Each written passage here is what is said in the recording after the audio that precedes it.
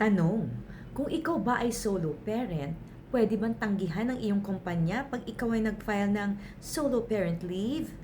Ang sagot, it depends. Ayon po sa Solo Parents Welfare Act 8972 at pinalawig pa ng Republic Act 11861 na Expanded Solo Parents Welfare Act, no?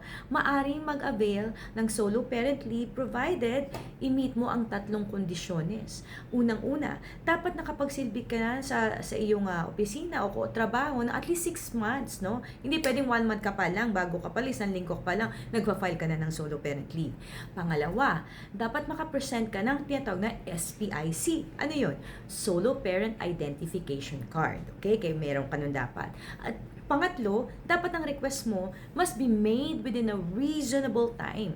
Ang sabi ng batas ay reasonable time. Walang sinabi eksakto, kailan 2 weeks, 3 weeks, 1 day, walang ganon. Kasi I think it depends on the circumstances. Kung halimbawa, graduation ng anak mo, nakaset naman yan dati pa. So, dapat may advance notice ka ng siguro kahit paano ilang linggo.